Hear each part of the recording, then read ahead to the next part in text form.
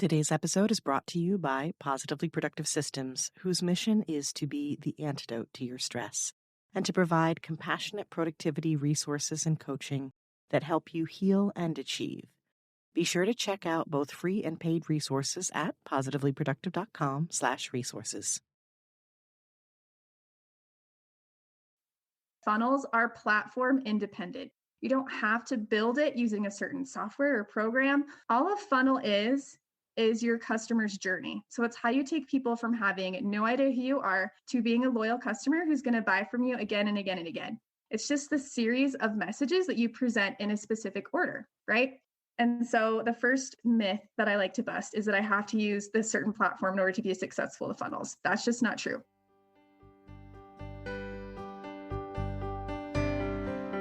You're listening to the Positively Living Podcast.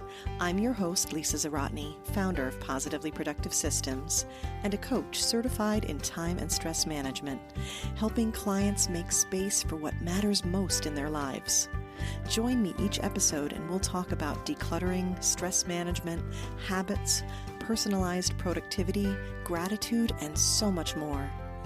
I understand the overwhelm of life because I'm a wife, mom to kids and cats, and a former caregiver. I'm here to help you choose what's right for you so you can do less, live more, and breathe easier. Sound good? Let's get to it.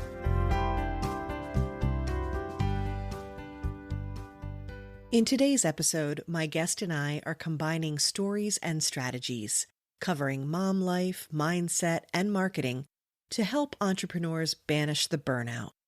Our conversation is ideal for mom entrepreneurs trying to focus on what's best for them and their families, and for heart-centered entrepreneurs who want to market more efficiently without losing the nurturing part.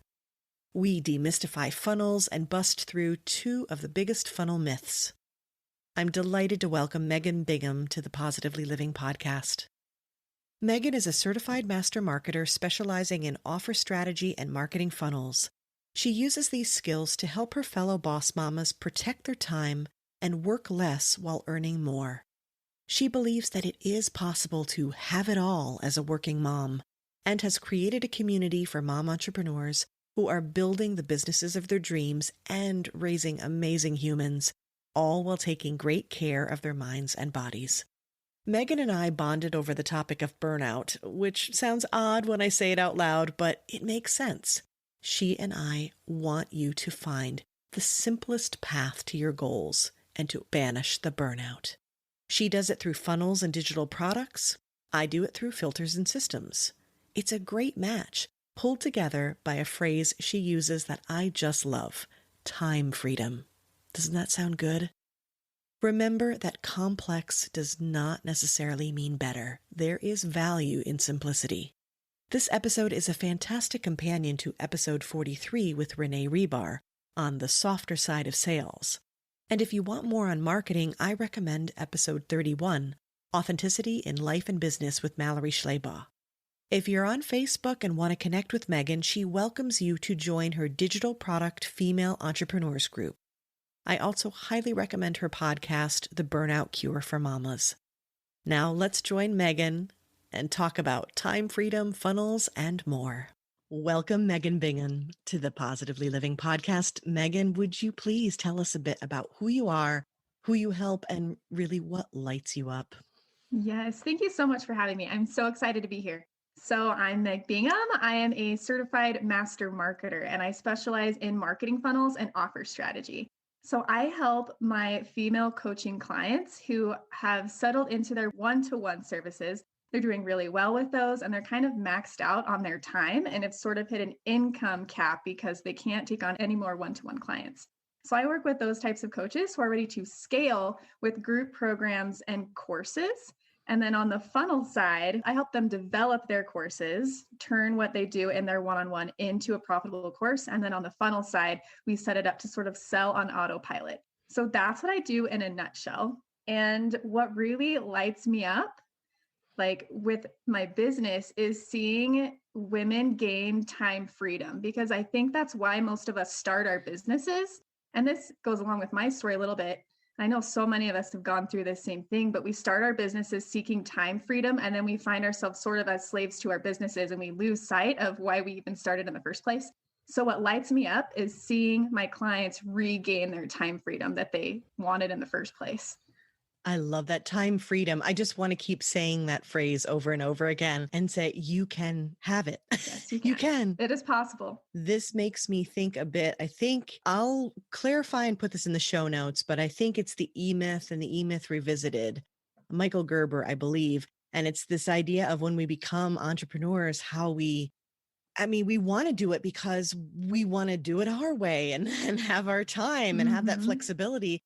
And we can fall into this trap of just being utterly overwhelmed by all the things, which, as you know, is what I aim to help people get out of as well.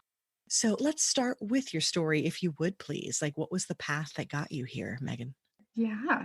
So my first adult job when I was 17, I went to work for a surgical practice, an oral and maxillofacial surgeon. I loved it there. I worked there for 11 years. And during that time, I had babies, and I had my second baby, and it no longer made sense for me to work. Like all of my paycheck was going to go to daycare for two babies. Also, there was this whole struggle. Like, this is a whole other chat for another day, I think, but there's all the mom guilt that we have. Like, I love working. Like, it's fulfilling for me to be really good at something, to show up every day, and it's fulfilling to me to earn money. I love working, but then there was also that guilt of, I'm missing out on my kids growing up. And that is another thing that I am called to do, is I am their mom and they need me every day. And so there was that struggle going on.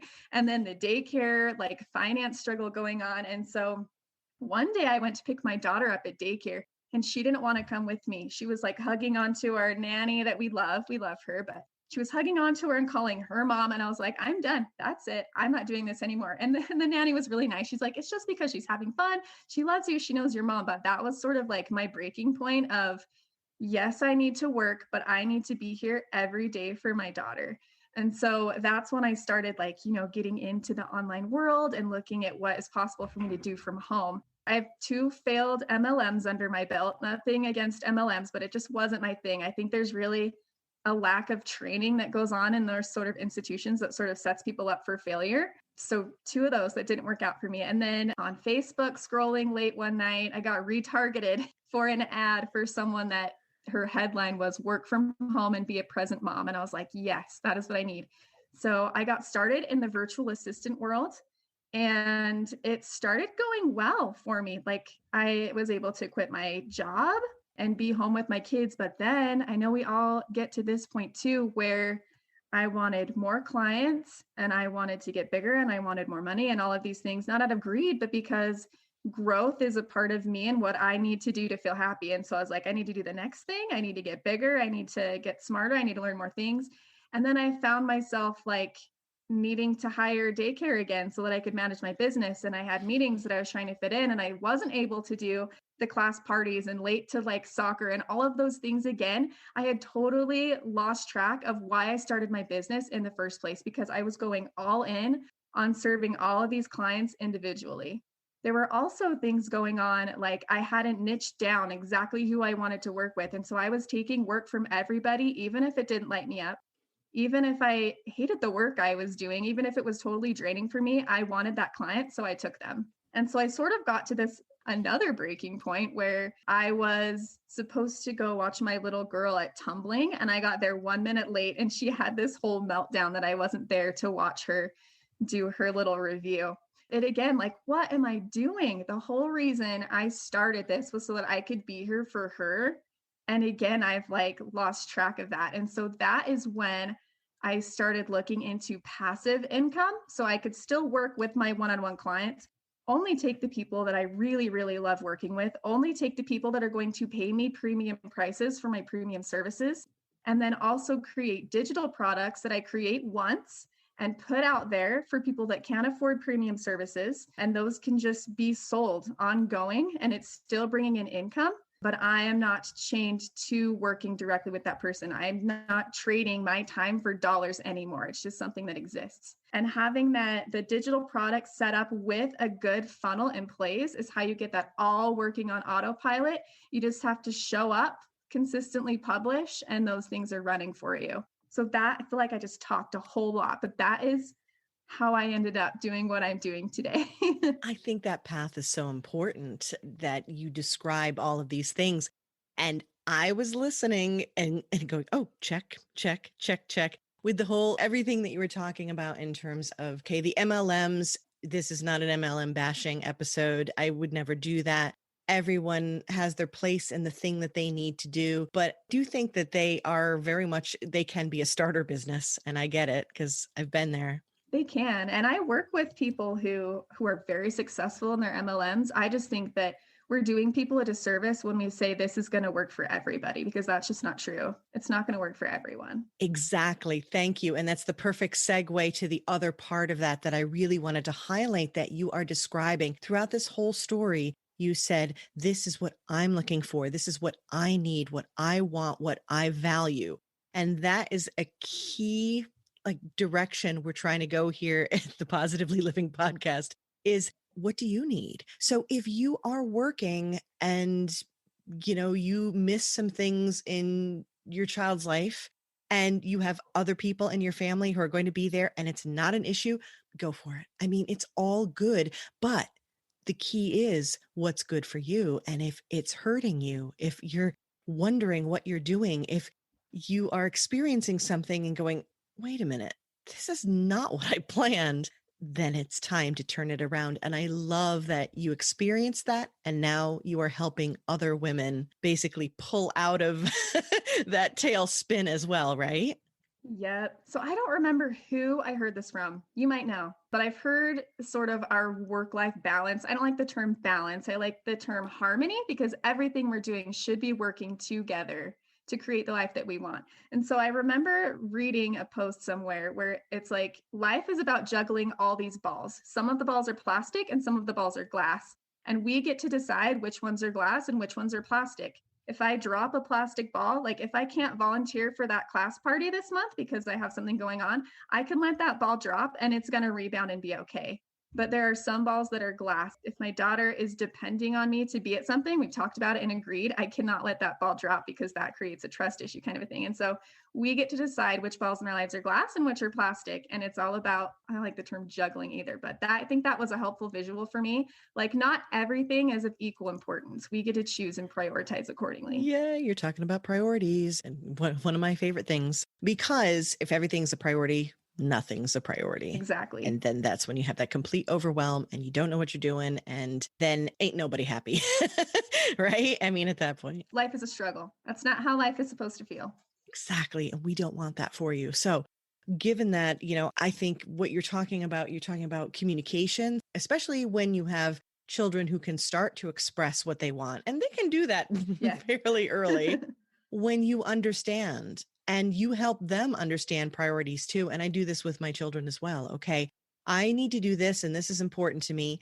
And then what do you need from me and when do I need to be there? Or if I'm going to schedule something, what options do we have? Yeah, you start to talk about that, communicate that. And I really like that word harmony, because balance, or, this idea of things being equal, it's not. Yeah, there's always going to be a tipping point. I do not like, sometimes work is going to take up a bunch more of your time. Mm-hmm. Sometimes family is. And so harmony is my favorite. Right. And the pendulum swings, and it's okay. It's supposed to, as long as it's not like wildly out of control. Yeah.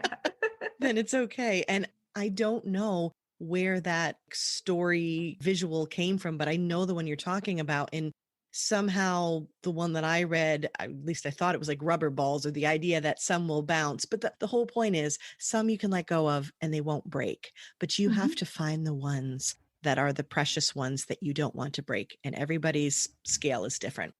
Given that, I will say that with the whole entrepreneur world and stepping into it, when we first learn all these things, the jargon, the buzzwords, right? And then you're talking about funnels and digital products, and then you're talking about trading time for dollars. And this is also important because you are trying to figure out what time you're spending and what's going to come back to you for it. And this is with people who want to serve others. And I'm definitely one of them. I want to help, but I also want to help my family. I'm serving my family, or when I'm not available to them, I'm doing something that helps them because I'm supporting them financially. And also, too, in doing what I love and feeding and nourishing myself as a businesswoman. So, I mean, there's so much going on there, but I will say that my first impressions with like funnels was like, what? I'm confused. And does this mean it's so hands off that it's not service oriented? So I would love for you to share a bit about what you see as the struggle with funnels and how can we simplify how we're thinking of them. That is a great question. So actually, some of the things that I love speaking on, I love busting funnel myths. Let's do it. So one of the things I love speaking on is I sort of bust funnel myths. And so it's true that funnel is a total buzzword in the online space right now, and most people associate the term funnel with a certain platform, and that's just not the case. So the first thing I love to teach about funnels is that funnels are platform independent. You don't have to build it using a certain software or program. All a funnel is your customer's journey. So it's how you take people from having no idea who you are to being a loyal customer who's going to buy from you again and again and again. It's just the series of messages that you present in a specific order, right? And so the first myth that I like to bust is that I have to use this certain platform in order to be successful with funnels. That's just not true. The second thing I think people get stuck on with funnels after the tech, after choosing their platform, they get stuck on the feeling that it needs to be this big, long, complicated process. Like you have to have a core product and an upsell and a downsell and bumps and all of these things, which those are good tools and they're an effective part of a good strategy. But especially when you're first starting out, you do not need to have a big, complicated thing with a bunch of pages and moving parts. It's as simple as just deciding what your end goal is with your funnel and then deciding the easiest way to help people get to that end goal. Yeah, those are the two main ones. Those are brilliant right there. So first of all, platform independent. I think that's so important because I think we get ahead of ourselves when we overcomplicate things. And by the way, I have to say this, it's like I feel like I'm contractually obligated to say that for some reason we all do this. I think you and I are moving past this and I want to bring everyone else along on our journey. But for some reason, there's this tendency to want to say, "Oh, if it's more complicated, it's more valuable." Not true. Not even Right? one bit. Not true. So don't overcomplicate it in terms of thinking that it has to be a certain way. And I love breaking apart that myth and saying it can be however you want it to be. So what I'm really liking is you're saying, doesn't matter the platform. A funnel can be as simple as you creating a video on social media somewhere or an email to someone or whatever. It's nothing fancy for it to work. Then this idea of the long, complicated process, I've gotten sucked into that where I'm like, well, then do I need to have, more of an email sequence? And I do think that it's important to build into that eventually. But here's the key thing that you said that I love, love, love, love, love: the customer's journey. Yes. Because to me, that sounds so nurturing and it sounds so intentional and thoughtful because you are caring about where they go, what they're getting, how you're helping them. And it's just plotting the path, right? Yes, exactly. And that was a big shift that I made as an entrepreneur. When you approach marketing, this is how I learned to love marketing because when I was in my MLM, I hated it because I was doing it wrong, right? I was told just to like sell, sell, sell, sell, sell. Actually, wasn't told anything. I just assumed that that's what I was supposed to do. Like, you want to make money, you sell more stuff. And so when I made the shift from marketing as selling to people as marketing as a form of like the focus of marketing, all marketing is building relationships with people. And so when you make that shift with your goal, instead of selling to your goal of serving and building relationships, that makes all of your marketing so much easier. It can help you cut through a lot of the noise. And there's a lot of people telling you to use this strategy and this strategy and this strategy. And while there are solid strategies, there are funnel strategies that are proven to work based on what you're selling and the price points and what the structure of your business looks like. There are strategies that I follow, but once you approach those strategies as truly serving your people, then it can help you cut out a lot of the stuff that's just not necessary. Yeah. It's one of the things that you've said in our chats before is, coming back to your why, coming Yes. back to that meaning and that purpose behind what you're doing. And if that is serving and helping others, then it's like, well, what's that purpose and how can you do it in a more efficient way? That's essentially what you're doing and focusing on that relationship. I love that as well. So what I'm thinking is with the funnel, that sounds fairly simple now, right? It's that Yeah. customer's journey. Now let's talk a little bit about the digital products and kind of building off of that. And again, how do we keep that connected and nurturing? And essentially, is it how we are leveraging our time and still being able to care for the customers that we are pulling into our world? Is that right? This is a great question. Yes. And so I love speaking on this topic actually. So it's called the value ladder. I don't know if you're familiar with that concept. Russell Brunson wrote about it in his book, .com Secrets, which is sort of that book's how I sort of found my way into the digital marketing space. And so I highly recommend that for anyone who's looking into it. He's got Expert Secrets and .com Secrets that are both really good starter books. But he describes this concept of a value ladder where it's sort of shaped like a staircase, right? And so down here at the lowest step on your staircase, you're going to offer something to potential customers that is low cost and low commitment that gives them a taste of what it's like to work with you. So this is where you'll see people's like $27 or $37 products. It gets people a quick win. So it's very actionable, something that they can go in and do right away. And that just sort of brings people into your world and gives them a taste again of what it's like to work with you. Then you offer something at the next step in your value ladder, something a little bit more high touch, higher commitment for both you and your customer, costs a little bit more. This is where your group programs will sit. We also call these established level offers. So these in the middle are typically what you are known for. So if you launch a big course, like this is where you'll see people's $997 courses sit, is right here at this level, where it's a higher ticket course with more support. There's a better support system, often some coaching that goes along with those. This is also where group coaching programs will sit, sometimes at a higher price point, so a little bit higher touch. And then the top level on your value ladder is going to be your elevate level. And these are only for people that are 100% ready to invest with you, go all in, pay your premium prices. So your goal still is to offer things at the lower end that people can afford. These are the things that run without you, right? These are the things you set to go on autopilot. And then your mid ticket, you still set these up on a funnel, but you do need to show up to provide that higher touch feeling there. And then your elevate level, these are where your one-on-one clients sit. And so you can decide, or like high level masterminds, people do that at this level as well. So you decide how much you want to charge for those things. Elevate level products are or services are like 3K plus.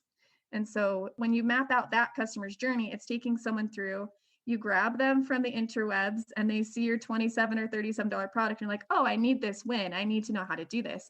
And then some people will stay there and never buy anything else from you. Some people are going to progress up through your value ladder. And so during this process, you mentioned a little bit about email sequences before. You need to have a plan to follow up with these people that purchase your low end product or people that are seeing your free content. So your organic marketing that you're doing, whether it's social networking, blogging, podcasting, whatever your content you're putting out, you need to have a way to follow up with those people to continue to build that relationship and sort of nurture them on the back end. So when they're not buying your stuff, you are still top of mind for them and they'll still look to you for a resource. So I lurked and like watched my coach for 2.5 years before I even interacted on anything she did.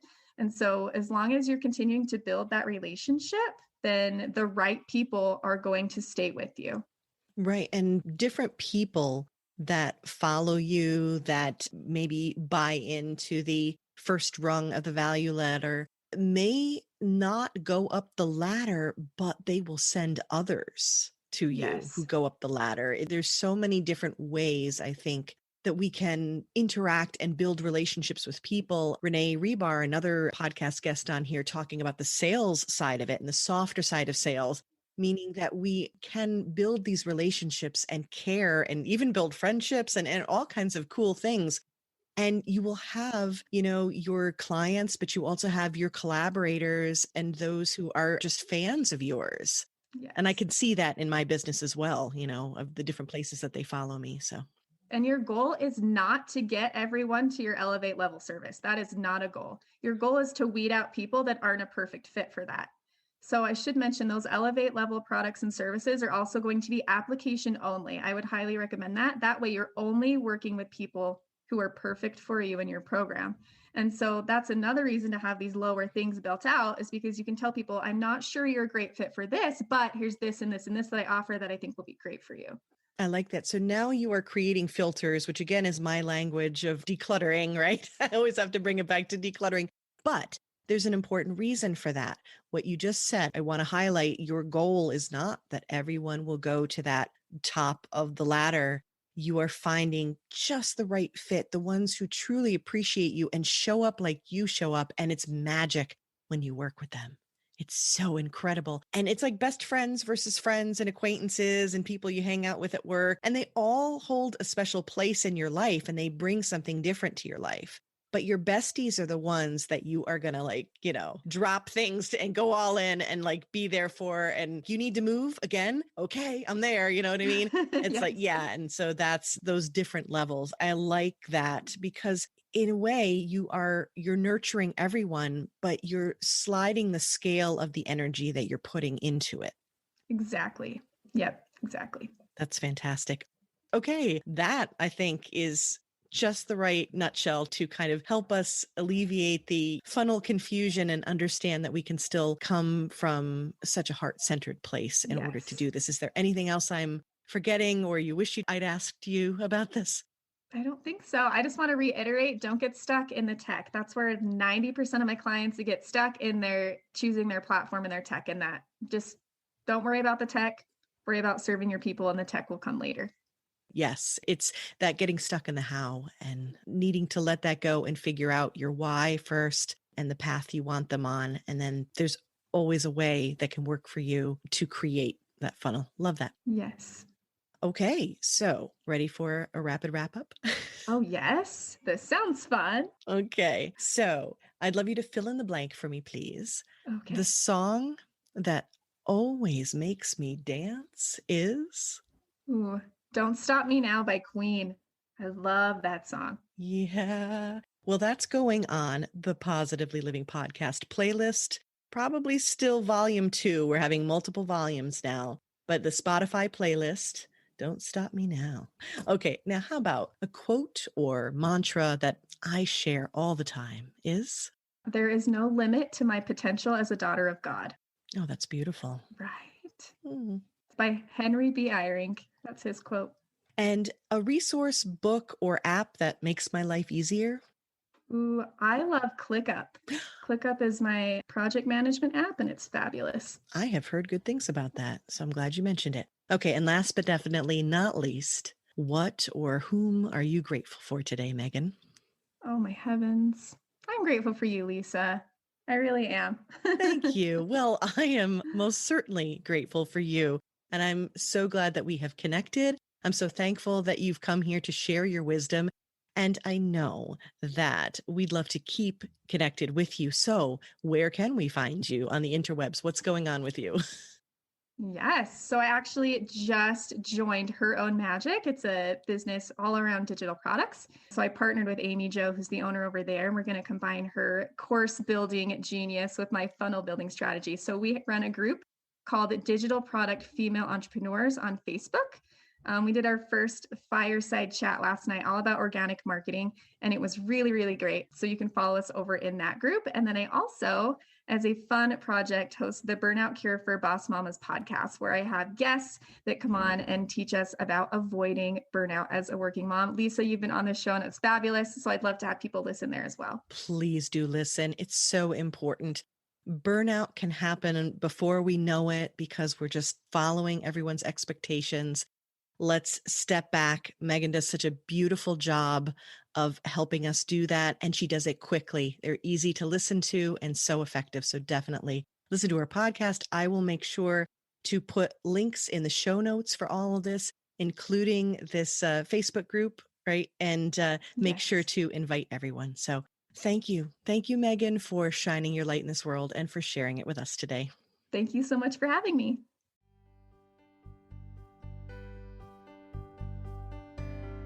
Thank you for joining me today. Your time is precious and limited, and I'm honored you chose to spend it with me. If you have feedback, questions, or want to schedule a chat, head to positivelyproductive.com/connect. And if you are looking for any of the resources referenced on the podcast, from books to products to training and more. Go to positivelyproductive.com/resources.